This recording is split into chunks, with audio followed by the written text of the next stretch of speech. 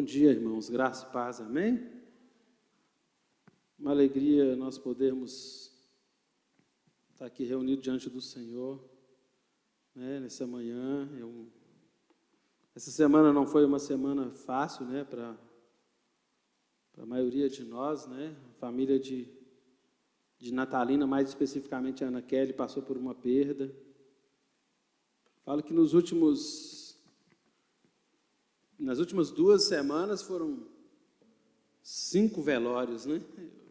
Essas 2 últimas semanas foram bem puxadas. Eu fui a uma reunião da convenção em Belo Horizonte, na quinta-feira, e faleceu na sexta-feira uma tia da Kelly, e a gente, né, faleceu a irmã da Kelly aqui, né? E a irmã da Kelly, a tia da Kelly faleceu lá em Belo Horizonte, e eu tive que ficar para dar aquele apoio, né, para minha sogra, para a família, para fazer o velório, e acabei chegando ontem muito tarde, tanto no horário quanto no tempo, né, que a minha intenção era ter chegado dias antes. Tinha muita coisa para fazer, para resolver. Bem-aventurado, viu, comandante? Mas, assim, Jesus é o centro de tudo que há, né? Ele está no controle de tudo, e a gente precisa muito confiar no Senhor, e é muito interessante como as coisas acontecem, né? Essa tia da Kelly que faleceu, nós sepultamos o marido dela 2 anos atrás, mais ou menos, 3 anos. Ontem foi o corpo dela, e os filhos não conversam. Tem 2 filhos só, e eles não conversavam há muitos anos. Então foi um momento de reconciliação. Deus tem seus propósitos, né? Então, mas é muito difícil às vezes o que a gente vive coisas antagônicas, né? Eu fui no velório, e aí ontem foi o aniversário da minha irmã, eu saí do velório e fui para o aniversário da minha irmã. Então você vive diferentes emoções de maneira muito rápida, né? Então isso, quando a gente estuda sobre estresse, síndrome de Burnout, essas coisas, eles falam muito sobre isso, que você vai de um extremo a outro, e é muito interessante a gente viver essas experiências. Isso nos trazem crescimento, né? Nós estamos falando sobre a escatologia de Jesus. Abra sua Bíblia em Mateus 24. Senhor, nós oramos ao Senhor mais uma vez. Nós te adoramos com as nossas canções, mas nós cremos no poder da sua palavra. Estamos falando, Senhor, sobre a escatologia, sobre aquilo que Jesus falou, sobre a sua vinda, sobre o fim dos tempos. Nós queremos pedir ao Senhor que o Senhor nos ajude, que o Senhor nos direcione, que o Senhor tão somente nos dê, Pai querido, aquele discernimento que nós tanto precisamos, o entendimento da sua palavra e do seu querer.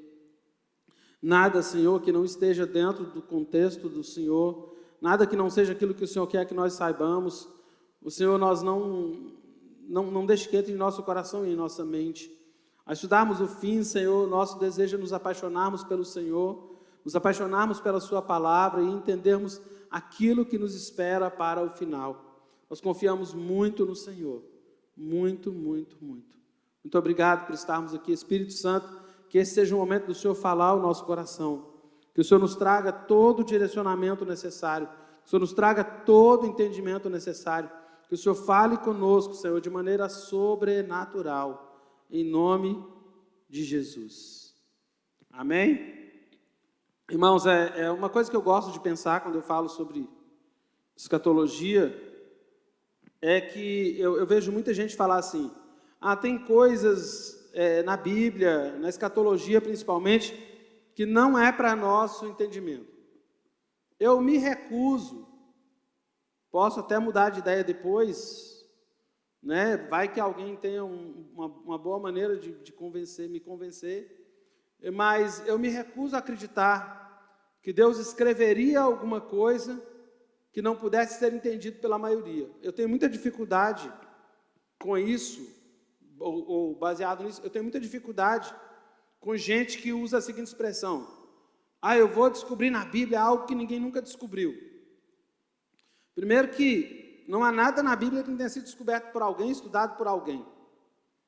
Né? A outra coisa é que a teologia, seja ela a sistemática é quando a gente pega por assuntos, né? A martiologia, escatologia, pneumatologia, quando você segmenta a teologia, então seja ela sistemática, você sistematiza ela, e seja a teologia geral, quando você pega ela sem ser sistemática. Toda a teologia que nós temos, ela foi construída por alguém. Alguém construiu essa teologia. Mas o judeu, ele jejuava 2 vezes por semana, na segunda e na quinta-feira. Lembra daquela palavra de Jesus, quando eles falam que eles comem demais? Ele falou, eles não precisam jejuar agora, porque o noivo está com eles. Quando o noivo não estiver, eles vão jejuar. Porque quando tinha um casamento, o casamento durava 1 semana. Então, as leis, o cerimonial, como eu diria, não é o cerimonial, os atos religiosos do judeu, o costume religioso, por exemplo, jejuar 2 vezes por semana. Na semana do casamento, que as pessoas estavam envolvidas no casamento, eles eram liberados pelos sacerdotes da obrigação de jejuar, sabia? Porque o noivo estava ali, era o casamento. Quando o noivo fosse embora, acabava a festa do casamento, a vida voltava ao normal. Mas enquanto a presença, e pensa nisso, no sentido disso, quando Jesus fala, pensa no peso espiritual desse entendimento, quando Jesus fala assim, eles não vão jejuar porque o noivo está aqui. O noivo está aqui. Mas quando o noivo não estiver, eles vão jejuar, porque a presença do Senhor, que eu entendo é isso, né? É que na presença do Senhor não há ritual, na presença do Senhor não há ato religioso, na presença de Jesus não há nada que substitua a presença. E às vezes Jesus está conosco e nós queremos tanto fazer rituais, nós queremos tanto manter o nosso costume, nós queremos tanto manter a nossa aparência religiosa, que nós esquecemos de desfrutar da santa, poderosa e doce presença de Jesus. É isso que ele está dizendo. Porque eles perguntam, seus discípulos não jejuam? Ele falou, não, o noivo está aqui, o noivo está entre eles um dia, o noivo não vai estar mais, porque era a festa, era a presença do noivo. Quando o noivo fosse embora, aí sim eles iam jejuar. Levi ofereceu um grande banquete na sua casa, e numerosos publicanos e outros estavam com eles à mesa. Lucas 5, 29. Os fariseus e seus escribas murmuravam contra os discípulos de Jesus, perguntando, por que comeis e bebeis com publicanos e pecadores? Respondeu Jesus, os sãos não precisam de médico, e sim os doentes. Não vim chamar justos, e sim pecadores ao arrependimento. Disseram-lhe eles, os discípulos de João, e bem assim os dos fariseus, frequentemente jejuam e fazem orações. Os seus, entretanto, só comem e bebem. Jesus, porém, lhes disse, podeis fazer jejuar os convidados para o casamento, enquanto está com eles o noivo? Dias virão, contudo, em que lhes será tirado o noivo. Naqueles dias, sim, jejuarão. Também disse uma parábola, ninguém tira um pedaço de veste nova e o põe em veste velha, pois rasgará a nova, e o remendo da nova não se ajustará à velha. E ninguém põe vinho novo em odres velhos, pois o vinho novo romperá os odres. Em tornar-se-á o vinho, os odres estragarão. Pelo contrário, vinho novo deve ser posto em odres novos, e ambos se conservam. E ninguém, tendo bebido o vinho velho, prefere o novo, porque diz, o velho é excelente. Não é a minha praia, né? Eu não entendo muito. Tem um nome que se usa, né, para os especialistas em vinho, né? Está ali a Camila, que é gourmet, depois ela pode explicar essas coisas para nós, né, que é Masterchef. Mas o que acontece? O vinho, quanto mais envelhecido, melhor, não é isso, não é assim? Né? Vinho curtido por, 38, 40, 50 anos. E quando é enólogo, o nome do especialista em vinhos. E aí, quando você olha o vinho, e aquele vinho, né, mais velho. Então, quando você bebe um vinho de muitos anos, um vinho, não sou especialista nisso, né? Eu prefiro gasolina, não sou muito chegado a álcool. E aí você olha e fala assim, nossa, bebendo um vinho daqueles raros. Eu lembro que quando o Cunha, né, foi processado lá, Eduardo Cunha, foi preso. Ele teve um jantar em Paris que ele gastou, acho que 130 mil reais um jantar. Tinha uma garrafa de vinho lá que custou uma fortuna. Então, o vinho mais velho, mais antigo, é bem melhor. Aqueles vinhedos, né, aquelas adegas mais antigas da Itália, da França, aqui no sul do Brasil tem muito, né? Deve ser uma delícia, mas mais antigo é mais gostoso. Ninguém que prova um vinho desse vai dizer assim, um vinho novo é melhor, é isso que Jesus está dizendo. Ou seja, ele está dizendo que a pessoa fica tanto presa, isso é só um adendo, né? Eu estou misturando tudo, mas eu vou voltar para o assunto. Fica tão, você bebe um vinho antigo, e você fica tão maravilhado com ele, que ninguém vai falar que um vinho novo é melhor que um vinho velho. Jesus está dizendo, o que é o vinho novo? O vinho novo é Jesus, o vinho novo é o reino de Deus, que está chegando aqui nesse contexto, numa estrutura já estabelecida, numa estrutura religiosa estabelecida, numa estrutura ritualística estabelecida. E quem questiona Jesus? Os fariseus, que eram as melhores pessoas que tinham, eram leigos, que amavam a Deus, que amavam a lei, que queriam seguir a lei. E os escribas, que eram os teólogos, que construíam o sistema religioso no qual os fariseus estavam inseridos, que eram os homens da letra, os homens da lei, os homens da teologia. E Jesus está dizendo que o vinho novo, que é o Espírito, que é o Senhor Jesus, imagina Deus, e irmãos, eles não estavam errados em rejeitar Jesus, não. Você pensa num povo que crê num único Deus. Você tem 3 religiões monoteístas no mundo: o islamismo, o cristianismo e o judaísmo. Eles creem em Deus. Deus é o pai deles, e Deus está lá no céu. Aí chega um camarada e fala assim, eu também sou Deus. Eu sou Deus, não, eu também não. Eu sou Deus. Ele tem 2 dúvidas. Primeira esse cara não deve ser Deus. Segunda, se eu disser que ele é Deus e que Deus também está lá em cima, eu vou entrar no politeísmo. E eu só creio no único Deus. Como é que eu vou romper com a estrutura disso? Se eu estou vendo Deus aqui fisicamente, ele está me dizendo que é Deus, e Deus está lá em cima ao mesmo tempo. Por isso que Jesus várias vezes diz, quem vê a mim vê o Pai. Jesus diz, né, ninguém vem ao Pai senão por mim. Ele não usou, ninguém vem ao Pai senão por mim. Porque para o judeu isso era complicado. Então, os escribas, os fariseus, eles eram leigos, mas sinceros. Os escribas eram os teólogos. E onde é que eles estão? Eles estão num banquete na casa de Levi. Quem que era Levi? Um publicano. O que era um publicano? Era um judeu que num tempo de opressão do Império Romano, é como se Montes Claros viesse, dominasse Bocaiúva, oprimisse Bocaiúva, cercasse Bocaiúva, colocasse altos impostos em Bocaiúva, mais alto que já tem, né?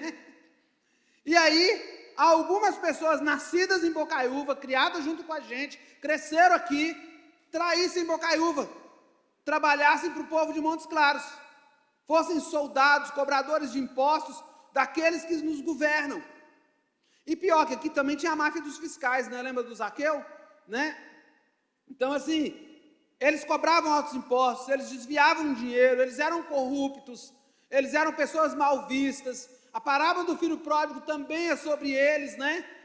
Que sai da casa do pai, pega a herança que Abraão tinha deixado, gasta toda a herança com os amigos na farra e vai cuidar dos porcos, vai trabalhar para os romanos. E o filho mais velho eram os fariseus, os escribas que ficaram em casa, que cumpriram a lei, que serviram a Deus. E agora Jesus está celebrando com os publicanos. E onde é que ele está nesse texto aqui do capítulo 5 de Lucas? Está na casa de Levi fazendo um banquete. Levi é Mateus, é o mesmo Mateus, que é um publicano. Então ele está na casa de um traidor, comendo com ele. E aí, o que é que os escribas e fariseus começam a perguntar? Primeiro, seus discípulos, os discípulos de Jesus comem com publicanos e pecadores. Eles falam. Aí Jesus responde. Aí depois fala assim, tem outro detalhe. Vocês também não jejuam e nem oram. Porque os discípulos de João, aí eles vão usar João Batista. Os discípulos de João fazem jejuns e oram. E vocês não, só comem e bebem. Aí Jesus usa a analogia do casamento, diz para eles, olha, vocês podem fazer jejuar os convidados. Imagina uma festa de casamento de uma semana, o judeu tinha 2 dias de jejum na semana, segunda e quinta-feira. Imagina nesses 2 dias de jejum, uma festa de uma semana. Durante 2 dias, no meio da festa, todos os convidados paravam, ninguém comia, ninguém bebia, ninguém fazia nada. Por isso, os sacerdotes, eles liberavam as pessoas envolvidas na festa dos seus atos religiosos, da estrutura religiosa, ela era liberada, porque a estrutura religiosa é o odre. Se você mantém a velha estrutura, e o que eles estavam fazendo? Perdendo o vinho novo, porque eles diziam que o vinho velho era melhor, ou seja, nós já temos uma estrutura religiosa, nós temos uma maneira de ver as coisas, nós temos uma maneira de analisar as coisas, nós temos uma maneira de lidar com as coisas, e é como se eles dissessem para Jesus, nós não queremos a sua forma de fazer as coisas. Quando você chegou aqui, você pode dizer que é Deus, você pode dizer que é o que você quiser, mas quando você chegou aqui, a gente já tinha tudo isso estabelecido. A gente já tinha nossa forma de orar, a gente tinha nossa forma de ser, a gente tinha nossa forma de pensar, a gente tinha nossa forma de sentir. E o que eles estão perdendo? Eles estão perdendo o vinho novo, eles estão perdendo o novo de Deus, eles estão perdendo o reino de Deus, por causa da estrutura que eles tinham. Mas isso é assunto para outra teleaula, que a gente estava lá nos Sinais. Mas eu fiz um devocional ontem nesse texto, e eu fiquei perguntando por que eles falaram do... E aí eu fui procurar essa questão do jejum, como é interessante. Tanto que o primeiro milagre de Jesus é o quê? Transformar água em vinho. E o que ele fez?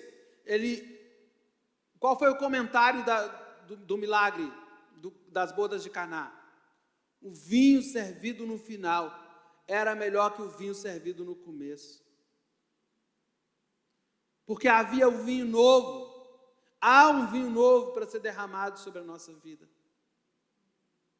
O novo de Deus, o que estava chegando agora na vida deles, o reino, o próprio Cristo, o que estava chegando agora, era muito melhor do que o que eles já tinham. Porque Jesus, ele faz novas todas as coisas, amém? Então Israel é um sinal, é observar o estado de Israel, observar o que acontece em Israel, observar como Deus lida com Israel. São os sinais em forma de evento. Sinais em forma de tendência. Quais são os sinais em forma de tendência que nos apontam para a volta de Jesus? Violência, fome, avivamento também. Lembra que já falei muito isso aqui sobre o joio e o trigo, quando é semeado o joio no meio do trigo, e aí os trabalhadores procuram o dono da fazenda e falam, olha, alguém semeou, o inimigo semeou, e a gente vai arrancar o joio. Ele falou, não. E ele não usa a expressão assim, deixa o joio crescer. Ele usa a expressão, deixai-os crescer juntos. Ou seja, o joio vai crescer, mas o trigo também vai crescer. E quando os dois estiverem maduros, aí sim, você vai poder diferenciar. Que qual era a ideia do inimigo ao semear o joio? Que o dono da fazenda se apavorasse, e antes que o joio crescesse, ele arrancasse tudo. E ele ia confundir joio com trigo, e podia perder toda a plantação. Mas ele não vai perder nada, porque se ele deixa crescer, Jesus falou, né, que ele não perderia nenhum que o Pai lhe deu. Quando o joio e o trigo crescesse, ele podia diferenciar. Então, a plenitude do joio, ela também demanda a plenitude do trigo, ou seja, por mais que o mundo piore, a igreja precisa melhorar. Um avivamento satânico, o avivamento do mundo. O que é o avivamento do mundo? O pecado, os crimes, a violência, isso é uma espécie de avivamento. É um avivamento ao contrário, né? É um avivamento ao contrário. E a igreja precisa viver um avivamento no Espírito. Porque a Bíblia diz que quem é que clama pela vinda do Senhor? O Espírito e a noiva. O Espírito e a noiva dizem: vem. Então, avivamento também é um sinal da volta de Jesus. Porque nós achamos que o sinal da volta de Jesus em relação à igreja é uma igreja sofrida. Quanto mais a igreja estiver apanhando, sofrendo, a igreja fechando, a igreja diminuindo, nós tiver meia dúzia de crentes, Jesus volta. Não. É uma igreja levantando no poder do Espírito, é uma igreja rompendo, é uma igreja crendo, é uma igreja caminhando na palavra, é uma igreja vivendo o tempo de Deus para ela, é uma igreja vivendo vida com Deus, relacionamento, intimidade. O que eu mais gosto dessa geração, que ela é uma geração que fala muito de intimidade, é uma geração que busca muita intimidade, e Deus está levantando uma geração de pregadores, que está se voltando muito para a palavra, eu acho isso maravilhoso. Então, avivamento, evangelho sendo pregado a todas as nações. Sinais em forma de abalos físicos, terremoto, maremoto, mudança nas estrelas e etc. Isso aqui é um negócio complicado. Os sinais negativos da volta de Jesus, sinais para nós observarmos, aí vamos voltar para Mateus 24. Eu prometo tentar não fazer nenhum parêntese para a gente poder não perder a linha de raciocínio. Mateus 24. Quais são os sinais negativos da volta de Jesus? Não negativos no sentido que, então isso não. São o que nós vamos observar acontecendo de maneira negativa, que serve para nos alertar em relação à volta de Jesus. O primeiro deles está em Mateus 24, 4 e 5, que é quando Jesus fala de engano. O verso 11, levantar-se-ão muitos falsos profetas e enganarão a muitos. Verso 24, porque surgirão falsos cristos, falsos profetas, operando grandes sinais e prodígios para enganar, se possível, os próprios eleitos. Então, o primeiro sinal negativo da volta de Jesus, o engano. O segundo sinal negativo é conflito étnico, verso 7. Porque se levantará nação contra nação, reino contra reino. Aqui é etnia. Etnia, ou seja, é como a gente vê na África, a gente vê muito na África, na Índia, em nações. Eu estava lendo algo ontem, ou ouvindo algo, uma coisa assim, que a guerra do Afeganistão, há uma guerra de etnia no Afeganistão que já dura 26 anos. Então, há muitas guerras acontecendo no mundo, porque muita gente pensa assim, a Bíblia diz que quando houver guerra, rumores de guerras é a volta. Não, esse é um dos sinais. Por quê? Porque a volta de Jesus, aliás, as guerras, elas existem há muito tempo. Desde que o mundo é mundo, irmãos, desde o Éden tem guerra. Desde que Caim matou Abel, existe guerra. Ali já era uma guerra. E as guerras sempre existiram, né? As duas guerras mundiais mataram 120 milhões de pessoas. A guerra do Vietnã, só soldados americanos, ela matou quase 50 mil soldados americanos. Fora os vietnamitas, fora os japoneses. As guerras sempre existiram. Eu vi um documentário esses dias sobre os muçulmanos refugiados. Eu tenho estudado, lido, e eu te convido a orar também. Eu tenho orado muito pelos muçulmanos. Deus colocou no meu coração um desejo muito grande de orar e chorar pelos muçulmanos, né? Para que Deus possa fazer uma obra, para que Deus possa levantar algo maravilhoso entre os muçulmanos. Entra no YouTube, você que gosta de assistir coisa boa, e assista Ovelhas entre Lobos, ou Cordeiros entre Lobos, uma coisa assim. Você vai achar em inglês, e vai achar também, vai achar dublado, e vai achar também, me parece que eu vi um pedaço esses dias, dublado, né? Dublado mesmo, é isso mesmo. E vai achar em inglês também, né?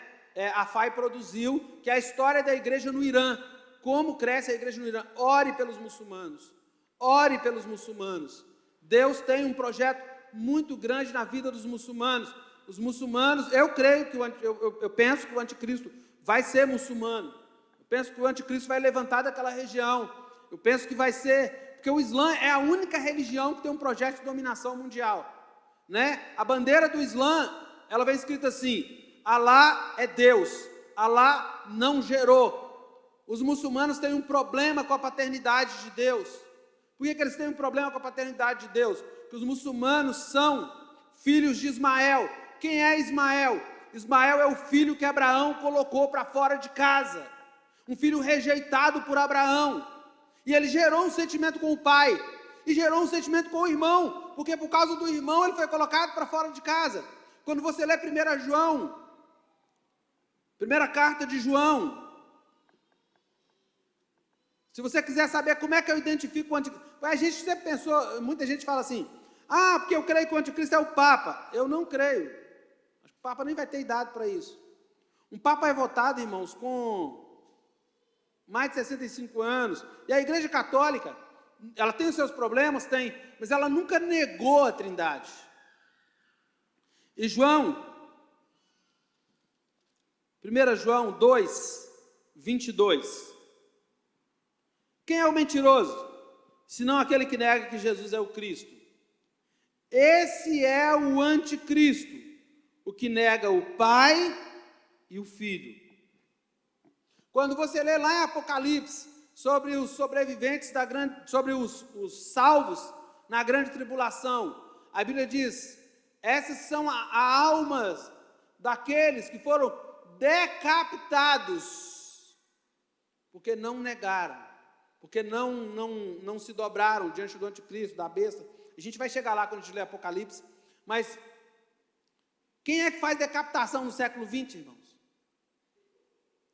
Quando você lê a profecia de Daniel, da estátua que Daniel vê, que a pedra vem rolando e destrói a estátua, e aí lá está a divisão, a gente vai ver isso também, lendo Daniel, a gente vai passar por Daniel, e aí quando está lá a divisão da estátua, os reinos, a última parte é barro e ferro, os pés de bronze e barro. A palavra ali é uma mistura de barro e bronze, ou barro e ferro, barro e bronze, a mistura. A palavra no original ali é árabe, a palavra árabe significa mistura.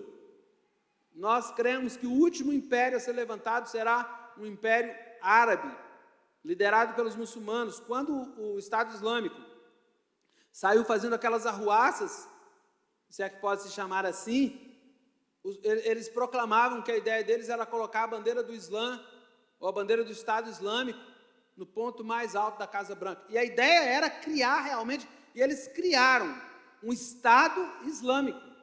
Eles tomaram grande parte do Iraque, eles tomaram uma boa parte da Síria, eles tomaram uma boa parte da Turquia. E a corrida dos americanos, a corrida do Ocidente para parar o avanço do Estado Islâmico, é porque se eles formam um Estado árabe do Oriente Médio, um Estado todo governado por radicais muçulmanos, eles tinham o mundo, irmãos, a riqueza do mundo está ali, o petróleo, quem enriquece os árabes são os ocidentais. É um assunto para outra teleaula, mas para a gente entender como funciona essa questão, então ali tem muitos conflitos étnicos, é um sinal. Outro sinal, o conflito econômico. Vocês podem ver que é interessante, dá até um esfurinho na espinha, que muita coisa não está longe não, haverá fomes. A ideia da fome, a ideia das dificuldades, nação contra nação, reino contra reino, fomes e terremotos em vários lugares, conflito econômico, fome, peste. Lucas fala de peste, terremoto, ódio aos crentes. Sereis odiados de todas as nações por causa do meu nome. Conflitos relacionais, porque aí ele vai falar o quê? Pai contra filho, filho contra pais, assim. Nesse tempo muitos vão se escandalizar, trair e odiar uns aos outros, conflitos relacionais. Iniquidade, está no verso 12, por se multiplicar a iniquidade, o amor de muitos esfriará. Sinais que geram medo, verso 12. Mateus 24, isso, sinais que geram medo. Sinais nos céus, Lucas, Mateus, Esses sinais do céu são interessantes, porque o verso 29 de Mateus 24 diz assim: logo em seguida a tribulação daqueles dias, o sol escurecerá, a lua não dará sua claridade, as estrelas cairão do firmamento. Imagina essa cena, os poderes do céu serão abalados. Distúrbios no mar. Lucas vai falar sobre distúrbios no mar, Lucas 21.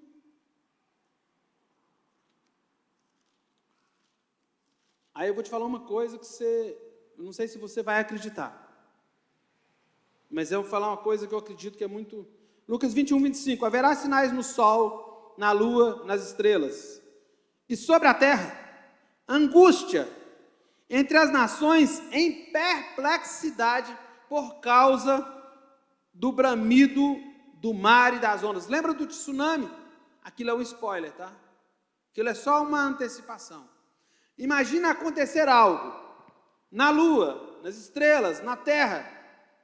Imagina as nações perplexas, amedrontadas, aterrorizadas pelo bramido, pelo movimento do mar. E aí eu vou te dar uma palavra que parece loucura.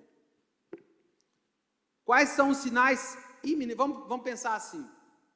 Pastor, Jesus está voltando. Como é que eu sei que Jesus está voltando? Para mim, tá? Tudo isso aqui vai acontecer ao mesmo tempo.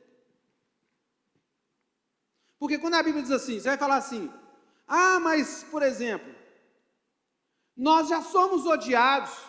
Não somos, tá? Não somos.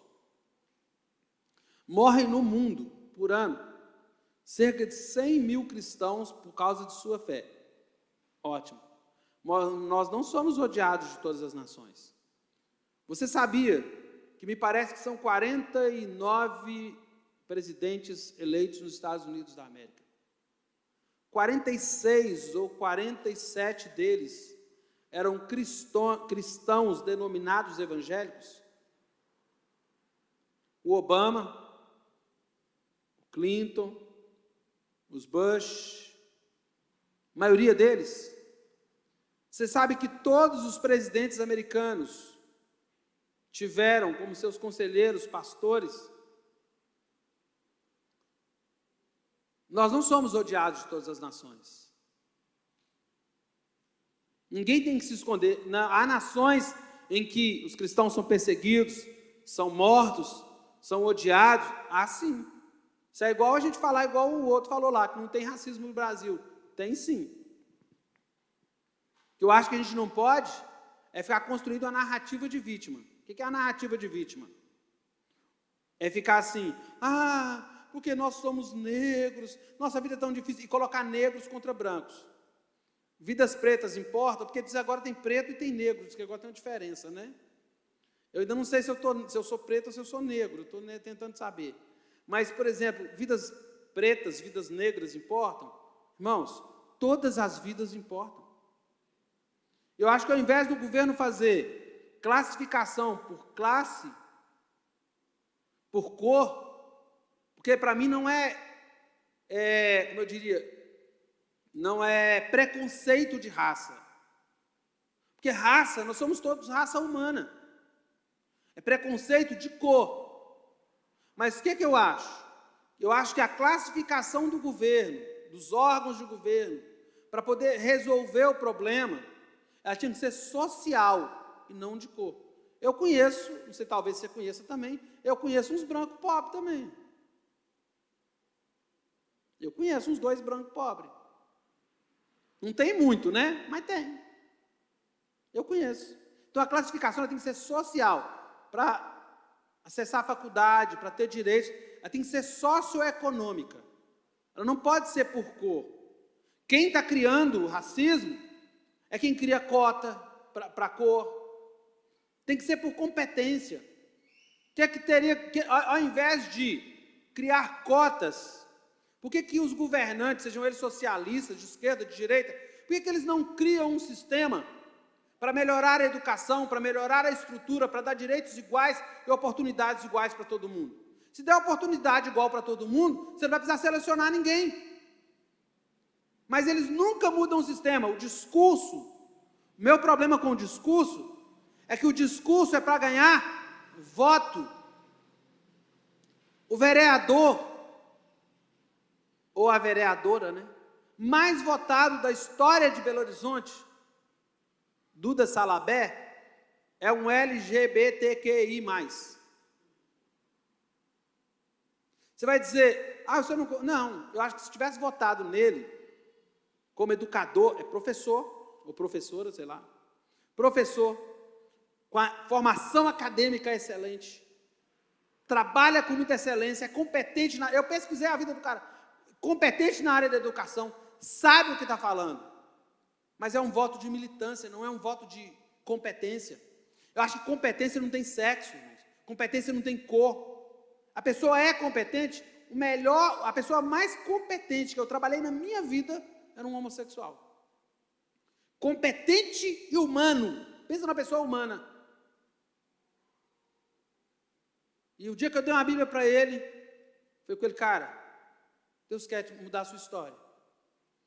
E ele falou comigo assim, ele saía de espanhola na Banda Mole, em Belo Horizonte, todo ano. Aí eu falei com ele assim, Deus quer mudar a sua história. Ele falou, mas a minha história é boa, eu não tenho nenhum problema, eu não me sinto em pecado. Eu falei, esse é o problema. Eu também não me senti em pecado. O problema do pecado é quando você se sente confortável. Porque se você se sentisse desconfortável, você daria um jeito de tentar mudar, de buscar uma mudança. Então, qual é o problema? Eu creio nessas coisas aqui, voltando para cá, acontecendo ao mesmo tempo. Então, o mundo caminha para um entendimento que nós temos que ter muito cuidado. Então, os crentes são muito amados, viu, querido? Muito amados. Pergunta para os políticos para você ver. Nós tomamos de café nessa campanha eleitoral. Então, assim, tudo isso acontecendo ao mesmo tempo é um sinal da volta de Jesus. O sinal positivo. Qual é o sinal positivo? Pregação do Evangelho do Reino a todas as nações. E esse Evangelho do Reino será pregado pelo mundo inteiro, para testemunho de todas as nações, e então virá o fim. Vi outro anjo que voava pelo meio do céu e trazia um Evangelho eterno, para proclamar aos habitantes da terra e a toda a nação, tribo, língua e povo, proclamando em alta voz, temei a Deus e adorai àquele que fez o céu e a terra, e o mar e as fontes das águas. A proclamação do Evangelho é um sinal positivo da volta de Jesus. Então, nós precisamos o quê? Crer que Ele vem. Então, esses são os sinais da volta de Jesus. Aí, uma pergunta só para a gente poder encerrar. Muita gente pergunta assim, e quando Jesus vai voltar? Bom, aí nós estamos em Mateus 24.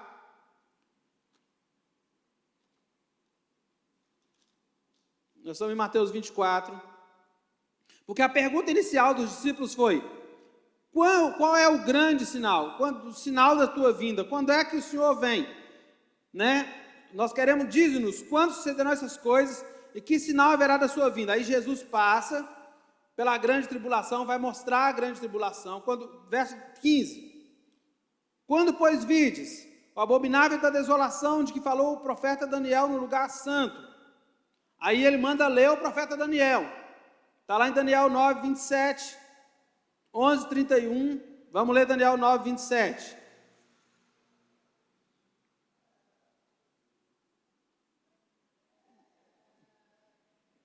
Que é aqui o anticristo, Daniel 9, 27.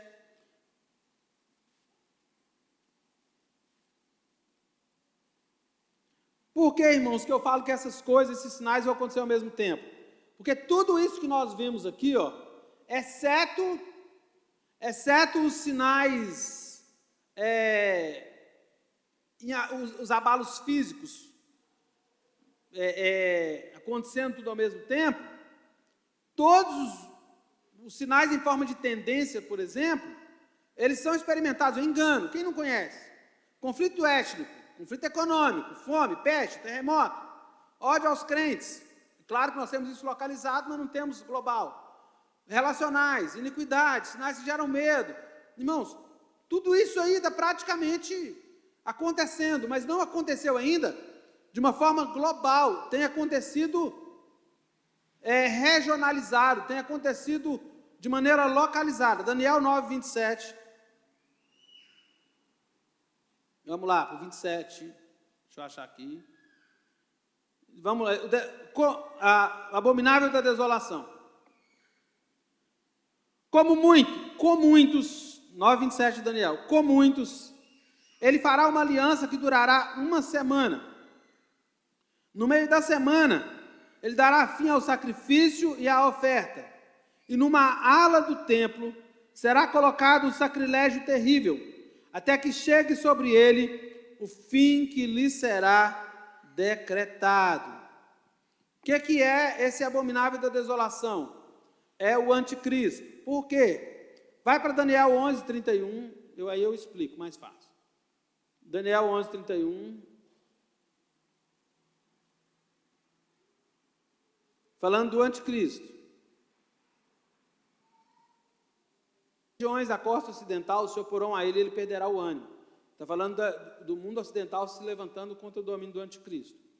Então se voltará e despejará sua fúria contra a Santa Aliança, contra Israel. Daniel 11, 30. Ele retornará e será bondoso com aqueles que abandonarem a Santa Aliança. Né? Suas forças armadas se levantarão para profanar a fortaleza e o templo. Acabarão com o sacrifício diário e colocarão o sacrilégio terrível. Com lisonjas corromperá aqueles que tiverem violado a aliança, mas o povo que conhece o seu Deus resistirá com firmeza. Agora vai para o 12 de Daniel, verso 11.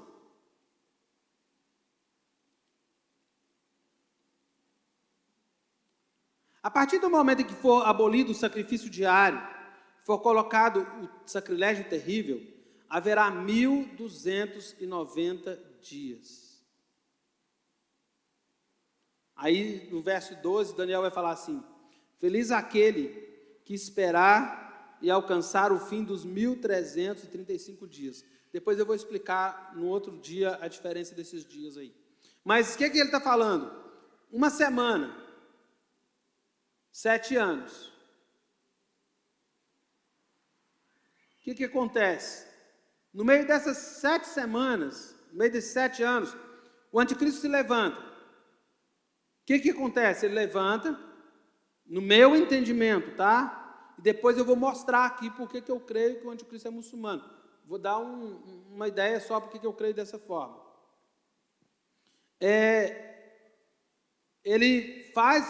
Até já comprei um livro, que depois eu vou até arrumar uma maneira da gente, quem sabe, sortear no meio dos irmãos aqui, que é A Besta que Vem do Oriente Médio, né, do Joel Richardson, que é um livro muito bom e que eu achei alguém que organizou aquilo que eu pensava. É muito bom quando você, né? Tipo assim, o que Deus falou com você, Ele revelou para alguém de uma maneira muito melhor, muito mais ordenada, e ele também teve mais capacidade para entender.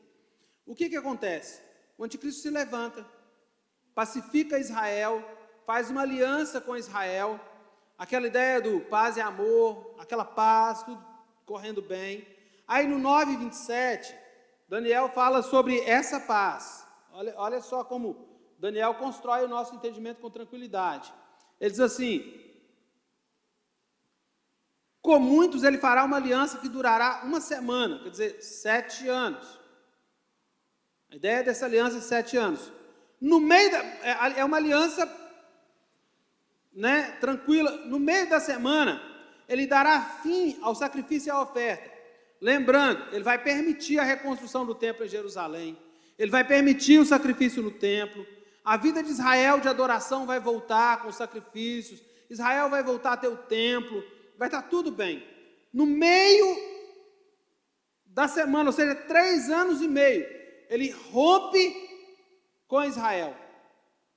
Apocalipse 6, de 1 a 8, vai falar isso também. Ele rompe com Israel. Profana o templo. E quando ele... Imagina, o mundo está pacificado. Qual é o discurso do mundo? Eu estava explicando, não sei se foi para o Lucas, estava explicando para alguém esses dias. Como é que funciona? O que o mundo está vendendo hoje, irmãos? A paz, o amor. Aí levanta alguém com um discurso de paz. Se você olhar, fizer uma pesquisa, os muçulmanos estão hoje em postos importantes nas maiores instituições do mundo. Kofi Annan era secretário-geral da ONU, o secretário-geral da OMS é um muçulmano. Quando eu falo muçulmano, irmãos, nem todo muçulmano é terrorista, viu? Não é nesse sentido de muçulmano terrorista, é no sentido de alguém que crê em Alá como Deus. Os muçulmanos hoje, eles financiam uma grande parte dos movimentos ao redor do mundo. Eu não estou falando de muçulmano terrorista, estou falando de muçulmano que vem com um discurso de pacificação. Tem um livro escrito aqui no Brasil, o Ali Camel, não sei se você já assistiu o Jornal Nacional, no final passa assim, diretor-geral de jornalismo, Ali Camel. Ele é muçulmano, é o diretor-geral de jornalismo da TV Globo, e ele escreveu um livro que fala sobre as coisas boas, o que é que une o cristianismo e o islamismo. E ele escreve esse livro. Então existe um discurso de pacificação. Qual que é o discurso hoje, irmãos? Não existe sentimento absoluto, não existe religião absoluta. O sincretismo, não existe religião, por exemplo. Foi o dia da consciência negra, sexta-feira. Aí eles levam lá o pessoal batendo tambor. Ninguém foi numa igreja negra, por exemplo, uma igreja americana negra. Mas o que é dito como cultura negra? É o candomblé, é o catopê, é a folia de reis. Então, assim, o que nós entendemos? Que esse discurso de não haver um absoluto vai dizer que nada é verdadeiro. Depende de quem sente, é verdadeiro para você, cada um tem a sua verdade, você não precisa de uma verdade absoluta. Quando você tira o absoluto, tudo é verdadeiro. Se eu disser que a Bíblia é a palavra de Deus, eu estou dizendo que mais nada é palavra de Deus. Então a ideia de tirar o absoluto é que você tira Deus de cena. Se você tirou Deus de cena, cada homem tem seu próprio governo, e o meu autogoverno me torna independente. E aí esse discurso de bondade, de fraternidade, com o dinheiro do petróleo, com a força econômica, os árabes vão se reerguer e vai levantar, por exemplo, vamos supor que seja eleito secretário-geral da ONU, um muçulmano. Um muçulmano foi eleito prefeito, não sei se Londres ou Nova York, uma coisa assim. 60 mil americanos se convertem por ano ao Islã. O Islã é a religião que no ano de 2050, o Islã vai ter ultrapassado o cristianismo em número de fiéis. A religião que mais cresce no mundo não é o cristianismo, é o islamismo. Você vai dizer assim, pastor, mas é só uma religião. Irmãos, não é só uma religião, é um sistema de crenças e é uma religião que tem um projeto de dominação mundial. Entra na internet depois, pesquisa Miguel Zuger. Miguel Zuger é um pastor, ele ministrou numa conferência para pastores em Belo Horizonte em que eu estava. Eu já tinha visto sobre ele, a gente tem um DVD de muitos anos guardado lá em casa, que era um projeto da Convenção Batista Brasileira, chamada Cristo aos Extremos da Terra. E nesse projeto da Convenção Batista Brasileira, eles enviaram missionários para a Jordânia, para países fechados. E nesse vídeo, de 15, 20 anos atrás, tem o Miguel Zuger, só que não tinha identificação. O rosto ficava com uma tarja, uma coisa assim, para não aparecer as pessoas que estavam no projeto, né? E ele conduzindo os missionários lá. E ele veio ao Brasil. Ele é pastor na Palestina. A igreja dele tem 180 membros na época, 80 estavam na igreja, ou presos, uma coisa assim, 100 na igreja. Ele tinha sido preso 27 vezes. O médico falou que se ele tomasse mais uma surra, ele não conseguia. Ele tem 17 passaportes com nomes diferentes. Por quê? Porque ele abandonou o Islã e ele era perseguido. Se você entrar também no YouTube, você vai assistir lá o testemunho do filho do Hamas. O melhor deles é um que ele dá numa igreja nos Estados Unidos. Tem uma entrevista dele para o Jorge Pontual, que é o jornalista da Globo News nos Estados Unidos, mas tem um testemunho que ele conta, é legendado, que ele conta numa igreja americana. Ele é filho do fundador do Hamas, e ele conta como foi a conversão dele. E esses homens, eles falam sobre o projeto. O Miguel Zuger converteu na Argentina. Ele era o responsável pela implantação do islamismo na América. Ele ganhava na época, segundo ele, $30 mil de salário mês, fora as regalias. Tem mesquita implantada nas favelas do Rio de Janeiro.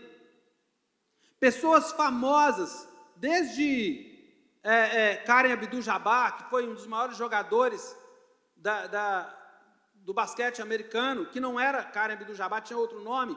O Cassius Clay, que foi um dos maiores pugilistas da história do boxe mundial, que se tornou Muhammad Ali, né?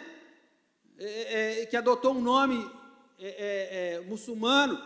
E assim, irmãos, o Estado Islâmico, por exemplo, ele era formado por muitos jovens americanos. Eu li muito sobre isso, que deixaram suas famílias, que eu vi documentários, eles foram para países, meninas, estudantes universitárias da Europa, foram para o Oriente Médio, se juntaram ao Estado Islâmico, sabe com que ideia? Gerar filhos para o Islã.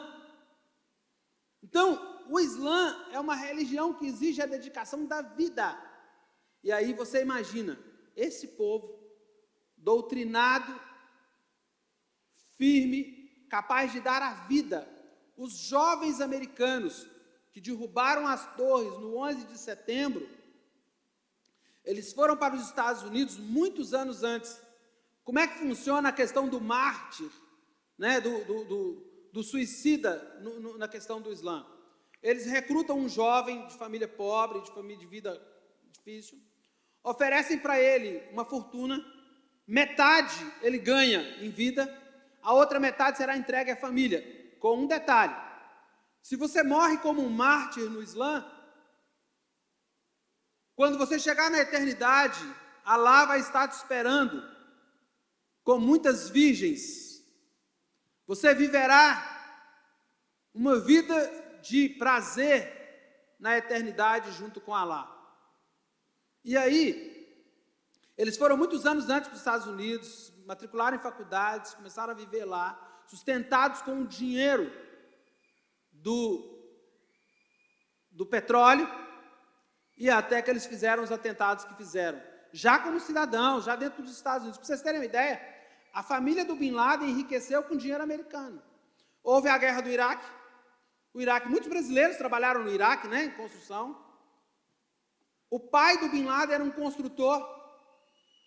Por proximidade com pessoas de governo, ele ganhou muito dinheiro com construção civil. O dinheiro que ele ganhou, ele investiu nos Estados Unidos, investiu em várias coisas, ganhou e voltou. Ele tinha 11 filhos, o Bin Laden era um deles, voltou esse dinheiro, e eles eram milionários. Então eles tinham dinheiro. Os americanos se levantaram, né, na guerra Irã-Iraque, eles apoiaram o Iraque. O Iraque ficou muito bem armado, porque os americanos, quando foram embora, deixaram todo o armamento militar na mão deles. Os americanos armaram milícias na guerra contra o Irã, para ajudar a vencer o Irã na guerra. Essas milícias ficaram com as armas. Pronto, é igual eles fizeram agora. Com a questão, para derrubar o Saddam Hussein, os americanos acabaram com o Iraque, destruíram a economia do Iraque, enfraqueceram o Iraque. Quem ficou fortalecido na guerra? O Irã. Na época, os americanos queriam salvar o Kuwait, por causa do petróleo. Agora eles destruíram o Iraque, fortaleceram o Irã. Agora o Irã é o grande inimigo americano. Fortalecido, por quê? Porque os americanos armaram o Irã na guerra contra o Iraque. Então é o jogo. O anticristo se levanta, une as nações árabes, faz o pacto com Israel. No meio dos 3 anos, quando der 3 anos e meio, ele rompe a sua aliança com Israel. Por quê? Porque ele vai começar a cobrar uma adoração que Israel não vai lhe dar. Irmãos, Israel não adorou a Jesus. Vai adorar o anticristo? Não vai. Quem vai reconhecer o anticristo? A igreja. A igreja tem o Espírito Santo, amém? E a igreja vai perceber. E quando Israel começar a se levantar, porque a expressão Ocidente aqui é porque o Ocidente é onde está, né, localizada a maior parte da igreja. A igreja vai reconhecer o anticristo. Quando a igreja começar a se levantar num avivamento e com entendimento, aí a gente vai falar sobre isso depois, vocês vão ver como as coisas vão funcionar. Então, o anticristo se levanta e parte para cima de Israel. E aí, lá no texto de Paulo aos Romanos, para provocar ciúmes em Israel, quando Israel vê o grande livramento que Deus vai estar dando à igreja, como Deus vai estar se movendo na igreja no meio da tribulação. Estou dizendo isso até para você ficar tranquilo, porque eu não vejo a grande tribulação apenas como um tempo de ódio aos crentes, como um tempo de sofrimento para a igreja. Irmãos, igreja é igual massa de pão. Quanto mais você bate, mais cresce. Alguém já disse que o sangue dos mártires é a semente da igreja. A pior coisa que aconteceu com a igreja foi quando ela foi estatizada por Constantino. A igreja sempre cresceu nos piores momentos da sua história. E a tentativa de destruir a igreja, ela é indestrutível. A palavra diz que as portas do inferno não prevalecerão contra a igreja do Senhor. A igreja, ela é indestrutível, irmãos. O anticristo não vai ser a primeira pessoa que vai levantar assim, levantei de mau humor hoje, vou destruir a igreja. Não. Nero queimou cristãos. Domiciano foi o pior imperador romano em relação à igreja. Otaviano era o imperador do tempo que Jesus nasceu. Otávio, né, denominado César Augusto, divinizado. O pior, irmãos, o tempo que Jesus nasceu era um tempo de opressão, era o pior tempo. E olha, a igreja nasceu, a igreja continua, e a igreja vai estar até a volta de Jesus. É nisso que nós precisamos confiar.